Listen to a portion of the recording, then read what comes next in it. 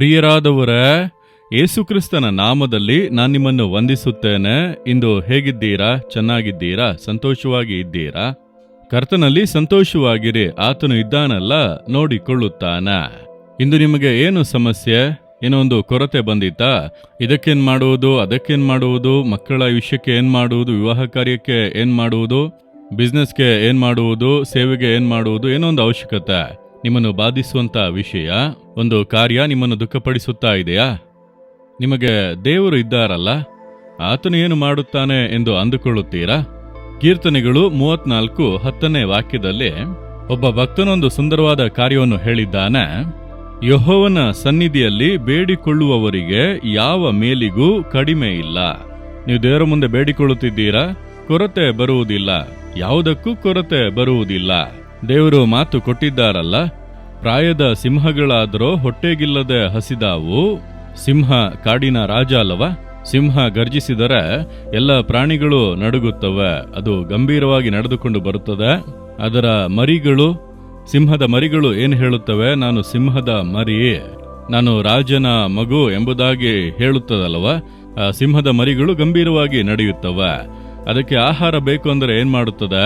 ತಾಯಿ ಸಿಂಹ ಹೋಗಿ ಬೇಟೆಯಾಡಿ ಆಹಾರವನ್ನು ತರುತ್ತದೆ. ಆಗ ಆ ಮರಿಗೆ, ನನಗೆ ತಾಯಿ ಇದ್ದಾರೆ, ತಂದೆ ಇದ್ದಾರೆ, ನನಗೆ ಆಹಾರದ ಬಗ್ಗೆ ಯೋಚನೆ ಇಲ್ಲ, ಆಹಾರ ಸಿಗುತ್ತದೆ. ಆ ಮರಿಗಳು ಅದರ ತಂದೆ ತಾಯಿಗಳನ್ನು ಆಶ್ರಯಿಸಿಕೊಂಡಿರುವುದರಿಂದ, ಮುಖ್ಯವಾಗಿ ತಾಯಿ ಸಿಂಹವೇ ಬೇಟೆಯಾಡಿಕೊಂಡು ಬರುವುದು. ಆ ರೀತಿಯಾಗಿ ಅದು ಬೇಟೆಯಾಡಿಕೊಂಡು ಬರುವುದರಿಂದ ಮರಿಗಳನ್ನು ಕೊರತೆ ಇಲ್ಲದೆ ನೋಡಿಕೊಳ್ಳುತ್ತದೆ. ಹಾಗಾದರೆ ಸಿಂಹದ ಮರಿಗಳು ಬೇರೆ ಅಲ್ಲ, ಸಿಂಹದ ಮರಿ ಕಾಡಿಗೆ ರಾಜ, ಅದರ ಮರಿಗಳಿಗೆ ಏನಾದರೂ ಕೊರತೆ ಇರುತ್ತದಾ? ಅದೆಲ್ಲ ನನಗೆ ಬರುತ್ತದೆ, ತಂದೆ ತಾಯಿಗಳಿದ್ದಾರೆ, ನೋಡಿಕೊಳ್ಳುತ್ತಾರೆ ಎಂಬುದಾಗಿ. ಒಂದು ವೇಳೆ ಅಂತಹ ಸಿಂಹದ ಮರಿಗಳಿಗೂ ಕೂಡ ಹೊಟ್ಟೆಗಿಲ್ಲದೆ ಅವು ಹಸಿದು ಬಳಲಿ ಹೋದಾವು. ಕೆಲವೊಮ್ಮೆ ಬೇಟೆಯಾಡೋದಕ್ಕೆ ಹೋದರೆ ಜಿಂಕೆಯೋ ಬೇರೆ ಯಾವುದೇ ಪ್ರಾಣಿ ಸಿಗುವುದಿಲ್ಲ, ಆಗ ಹಸಿವಿನಿಂದ ಇರಬೇಕಾಗುತ್ತದೆ. ಪ್ರಾಯದ ಸಿಂಹಗಳು ಕೂಡ ಹೊಟ್ಟೆಗಿಲ್ಲದೆ ಹಸಿದಾವು. ಮರಿಗಳು ವೇಟ್ ಮಾಡುತ್ತಾ ಇರುತ್ತದೆ, ನಮಗೆ ಅಮ್ಮ ಆಹಾರ ತರುತ್ತಾರೆ ಎಂಬುದಾಗಿ. ಆದರೆ ಯೆಹೋವನ ಸನ್ನಿಧಿಯಲ್ಲಿ ಬೇಡಿಕೊಳ್ಳುವವರಿಗೆ ಯಾವುದೇ ಮೇಲಿಗೂ ಕಡಿಮೆ ಇಲ್ಲ.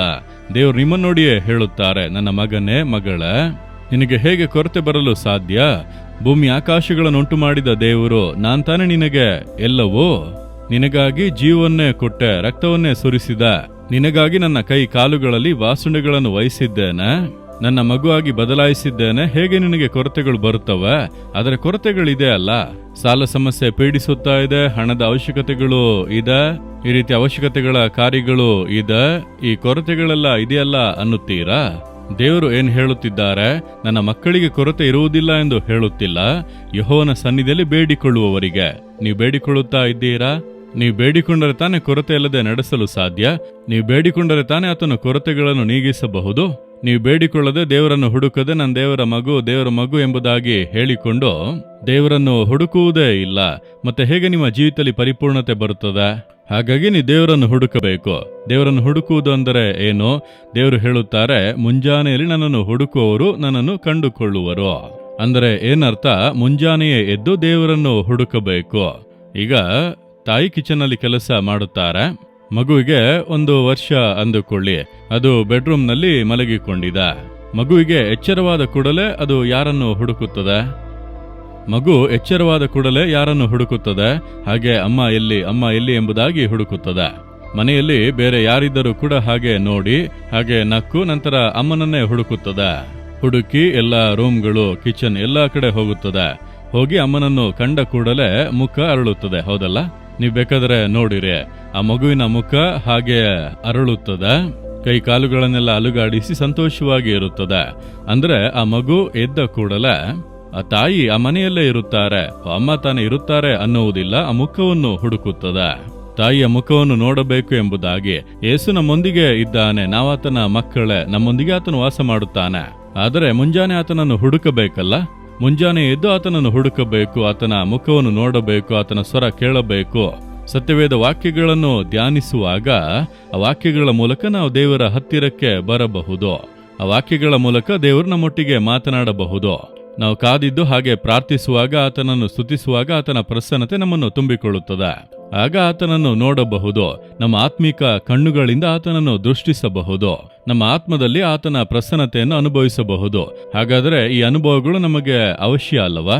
ಬೆಳಗ್ಗೆ ಎದ್ದು ಸುಮ್ಮನೆ ಏನೋ ಬೈಬಲ್ ಓದಿ ಪ್ರಾರ್ಥಿಸಿ ಹಾಗೆ ಹೋಗುವುದಲ್ಲ. ಆತನನ್ನು ಅನುಭವಿಸುವಂತ ಒಂದು ಹಂತಕ್ಕೆ ಬರಬೇಕು. ಆತನನ್ನು ಅನುಭವಿಸಿ ಸ್ತುತಿಸಿ ನಾವು ಹರ್ಷಿಸಬೇಕು. ಆತನು ನನ್ನ ಹತ್ತಿರ ಇದ್ದಾನೆಂಬಂತ ಅನುಭವ. ಆ ರೀತಿ ದೇವರನ್ನು ಹುಡುಕಿದರೆ ನಿಮಗೆ ಯಾವುದೇ ಮೇಲಿಗೂ ಕಡಿಮೆ ಇರುವುದಿಲ್ಲ. ಇಂದು ಹುಡುಕಿದ್ದೀರಾ? ಬೆಳಗ್ಗೆ ಎದ್ದ ಕೂಡಲೇ ಸೆಲ್ಫೋನ್ ಅನ್ನು ಹುಡುಕುತ್ತಾರೆ. ಅನೇಕರು ಎದ್ದ ಕೂಡಲೇ ಸೆಲ್ಫೋನ್ ಅನ್ನು ಹುಡುಕುತ್ತಾರೆ. ಅದರಲ್ಲಿ ಏನು ಹುಡುಕುತ್ತಾರೆ? ಯಾರಾದರೂ ಏನಾದರೂ ಮೆಸೇಜ್ ಮಾಡಿದ್ದಾರಾ? ಅದರಲ್ಲಿ ಅದು ಬಂದಿದೆಯಾ, ಇದು ಬಂದಿದೆಯಾ ಎಂಬುದಾಗಿ ಹುಡುಕುತ್ತಾರೆ. ಬೆಳಗ್ಗೆ ಯಾವುದನ್ನು ಹುಡುಕುತ್ತೀರಿ? ನೀವೇ ಯೋಚಿಸಿ ನೋಡಿರಿ. ದೇವರು ಪಕ್ಕದಲ್ಲಿ ನಿಂತು ನೋಡುವರು.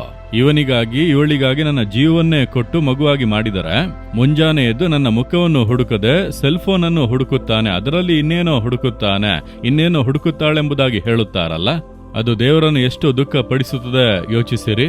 ಅಂದ್ರೆ ನಾವು ದೇವರನ್ನು ಹುಡುಕದೆ, ಆತನ ಮುಖವನ್ನು ಹುಡುಕದೆ ಏನೇನೋ ಹುಡುಕುತ್ತಾ ಇದ್ದೇವಲ್ಲ. ಆದ್ದರಿಂದಲೇ ನಾವು ಕೊರತೆಯಲ್ಲಿ ಇದ್ದೇವೆ. ಆದ್ದರಿಂದಲೇ ನಮ್ಮ ಜೀವಿತದಲ್ಲಿ ಕೊರತೆಗಳು. ಹಾಗಾಗಿ ಮುಂಜಾನೆಯೇ ಎದ್ದು ಆತನನ್ನು ಹುಡುಕಿರಿ. ಒಂದು ಅವಶ್ಯಕತೆ ಬಂದಿತ್ತಾ? ನೀವು ಮನುಷ್ಯರನ್ನು ಹುಡುಕಬೇಡಿ. ಯಾರು ಸಹಾಯ ಮಾಡುವರು, ಅವರು ಮಾಡುತ್ತಾರಾ, ಇವರು ಮಾಡುತ್ತಾರಾ ಎಂಬುದಾಗಿ ಮನುಷ್ಯರನ್ನು ಹುಡುಕದೆ ದೇವರನ್ನು ಹುಡುಕಲು ಆರಂಭಿಸಿರಿ. ಉಪವಾಸ ಮಾಡಿರಿ, ಪ್ರಾರ್ಥಿಸಿರಿ. ದೇವರ ನಿಮ್ಮ ಮುಖವನ್ನು ಹುಡುಕುತ್ತೇನೆ, ನನಗೆ ಅವಶ್ಯಕತೆ ಇದೆ, ಸಹಾಯ ಮಾಡಿ ಎಂದು ಕರ್ತನನ್ನು ಹುಡುಕುವಂತವರಿಗೆ ಯಾವ ಮೇಲಿಗೂ ಕಡಿಮೆ ಇರುವುದಿಲ್ಲ. ನೀವು ದೇವರನ್ನು ಹುಡುಕುತ್ತಿದ್ದೀರಾ? ಯಾವ ರೀತಿ ಹುಡುಕುತ್ತೀರಿ? ಆತನಿಗೆ ಎಷ್ಟನೇ ಸ್ಥಾನವನ್ನು ಕೊಟ್ಟಿದ್ದೀರಿ? ಮುಂಜಾನೆ ಮೊದಲನೇದಾಗಿ ಆತನನ್ನು ಹುಡುಕುತ್ತೀರಾ? ಮೊದಲನೇದಾಗಿ ಸೆಲ್ಫೋನ್ ಅನ್ನು ತೆಗೆದುಕೊಂಡು ಅದರಲ್ಲಿ ಯಾರನ್ನು ಹುಡುಕಿದಿರಲ್ಲ, ಆಗ ದೇವರು ನೋಡುವರು. ನನಗೆ 2ನೇ ಸ್ಥಾನ ಅಂತಾನೆ ನೀನು ಕೊಟ್ಟಿದ್ದೀಯಾ? ನಾನು ನಿನಗೆ ಮೊದಲ ಸ್ಥಾನವನ್ನು ಕೊಟ್ಟು ನನ್ನ ಮಗುವಾಗಿ ಮಾಡಿ ನಿನಗೋಸ್ಕರ ಸತ್ತು ನನ್ನ ಅಂಗೈಯಲ್ಲಿ ನಿನ್ನನ್ನು ಚಿತ್ರಿಸಿದ್ದೇನೆ. ನೀನು ನನಗೆ ಮೊದಲ ಸ್ಥಾನ ಕೊಡುತ್ತಿಲ್ಲವಲ್ಲ. ದೇವರು ಅದನ್ನೆಲ್ಲ ನೋಡುವಾಗ ಆತನ ಹೃದಯಕ್ಕೆ ದುಃಖ ಉಂಟಾಗುತ್ತದಲ್ಲ. ಯೋಚಿಸಿ ನೋಡಿರಿ. ಹಾಗಾದ್ರೆ ಏನ್ ಮಾಡಬೇಕು? ದೇವರೇ, ನನ್ನನ್ನು ಕ್ಷಮಿಸಿರಿ. ನಿಮ್ಮ ಮುಖವನ್ನು ನಾನು ಹುಡುಕದೆ ಹೋದೆ, ನಿಮಗೆ ಮೊದಲ ಸ್ಥಾನವನ್ನು ಕೊಡದೆ ಹೋದೆ, ನನ್ನನ್ನು ಕ್ಷಮಿಸಿರಿ. ಇನ್ನು ಮೇಲೆ ನಿಮಗೆ ಮೊದಲ ಸ್ಥಾನ, ನಿಮ್ಮನ್ನೇ ನಾನು ಮೊದಲು ಹುಡುಕುತ್ತೇನೆ. ನನ್ನ ಆತ್ಮ ನಿಮಗಾಗಿ ಹಂಬಲಿಸುತ್ತದೆ. ದೇವರೇ, ನಾನು ಪೂರ್ಣ ಹೃದಯದಿಂದ ನಿಮ್ಮನ್ನು ಹುಡುಕುತ್ತೇನೆ. ನೀವು ನಿಮ್ಮನ್ನು ದೇವರಿಗೆ ಒಪ್ಪಿಸಿಕೊಟ್ಟು ನೋಡಿರಿ. ಹಿಂದೆ ನಿಮ್ಮ ಕೊರತೆಗಳು ನೀಗಿ ಹೋಗುತ್ತವೆ. ಈ ದಿನವೇ ಯಾವುದೇ ಕೊರತೆಯಾಗಿದ್ದರೂ ಅದನ್ನು ತುಂಬಿಸುವುದಕ್ಕೆ ದೇವರು ಅದ್ಭುತ ಮಾಡುವರು. ಯಾವ ಮೇಲೂ ಕಡಿಮೆ ಆಗುವುದಿಲ್ಲ. ಕೊರತೆಗಳು ತುಂಬಿಸಲ್ಪಡುತ್ತವೆ. ನೀವು ನಂಬುತ್ತೀರಾ? ನಾನು ಕೊರತೆ ಇಲ್ಲದೆ ಸಂತೋಷವಾಗಿ ಉಲ್ಲಾಸವಾಗಿರಲು ಕಾರಣ ಏನು ಗೊತ್ತಾ? ಎಷ್ಟು ಅವಶ್ಯಕತೆಗಳಿದೆ ನನ್ನ ವೈಯಕ್ತಿಕ ಜೀವಿತದಲ್ಲಿ, ನನ್ನ ಕುಟುಂಬದಲ್ಲಿ, ಸೇವೆಯಲ್ಲಿ. ಎಷ್ಟು ಜನರಿದ್ದಾರೆ? 400ಕ್ಕೂ ಹೆಚ್ಚಿನ ಜನರು ಪೂರ್ಣಾವಧಿ ಸೇವೆಯಲ್ಲಿದ್ದಾರೆ. ಎಷ್ಟು ಅವಶ್ಯಕತೆಗಳು ಇವೆ. ಆದರೆ ಯಾವುದರ ಕುರಿತು ಒಂದು ಚಿಂತೆ, ಭಾರ ಇಲ್ಲದ ಕರ್ತನು ನೋಡಿಕೊಳ್ಳುತ್ತಾನೆ ಎಂದು ಸಂತೋಷವಾಗಿ ಜೀವಿಸಲು ಕಾರಣವೇನು? ಒಂದು ದಿನವೂ ಕೂಡ ಈ ಅವಶ್ಯಕತೆ ಎಂಬುದಾಗಿ ಅಡಗಿ ಕುಂದಿ ಹೋಗಿಲ್ಲ. ಹೃದಯ ಕಂಗಾಲಾಗಿ ಹೋಗಿಲ್ಲ. ಹೇಗೆ ಹಾಗೆ ಇರಲು ಸಾಧ್ಯ? ನಾನು ಕರ್ತನನ್ನು ಹುಡುಕುತ್ತೇನೆ, ಆತನ ಮುಖವನ್ನು ಹುಡುಕುತ್ತೇನೆ, ಆತನ ಬಳಿ ಎಲ್ಲವನ್ನು ಹೇಳುತ್ತೇನೆ. ಆತನು ಹೇಳುವನು, ಮಗನೇ, ನಾನು ನೋಡಿಕೊಳ್ಳುವೆ, ನೀನು ಭಯಪಡಬೇಡ, ನಿನ್ನ ಸೇವೆ ಮಾಡು. ಅದುವೇ ಯೇಸು. ಅದಕ್ಕೆ ಆತನೊಂದಿಗೆ ನಡೆಯಬೇಕು, ಆತನೊಂದಿಗೆ ಬಾಳಬೇಕು ಎಂಬ ಅನುಭವದೊಳಗೆ ಬನ್ನಿ ಎಂಬುದಾಗಿ ನಿಮಗೆ ಹೇಳಿಕೊಡುವುದು. ನೀವು ಕೂಡ ಈ ಅನುಭವದೊಳಗೆ ಬನ್ನಿರಿ. ಹೃದಯದಲ್ಲಿ ಕೈ ಇಟ್ಟುಕೊಂಡು ಹೇಳಿರಿ, ದೇವರ, ಮೊದಲನೆಯದಾಗಿ ನಿಮ್ಮನ್ನು ಹುಡುಕದೇ ಇರುವಂತಹ ಪಾಪವನ್ನು ಕ್ಷಮಿಸಿರಿ. ನಿಮ್ಮ ಮುಖವನ್ನು ಹುಡುಕದೆ ನಾನು ಬೇರೆ ಕಾರ್ಯಗಳಿಗೆ ಗಮನ ಕೊಟ್ಟೆ, ನನ್ನನ್ನು ಕ್ಷಮಿಸಿರಿ. ಇನ್ನು ಮುಂದೆ ಮುಂಜಾನೆ ಎದ್ದು ನಿಮ್ಮ ಮುಖವನ್ನೇ ಹುಡುಕುವೆ, ನಿಮ್ಮೊಂದಿಗೆ ಮಾತನಾಡುವೆ, ನಿಮ್ಮ ಸ್ವರವನ್ನು ಕೇಳಬೇಕು, ನಿಮ್ಮ ಪ್ರಸನ್ನತೆ ಅನುಭವಿಸಬೇಕು. ನನ್ನ ಕೊರತೆಯನ್ನೆಲ್ಲ ನೀವು ತುಂಬಿಸುವಿರಿ.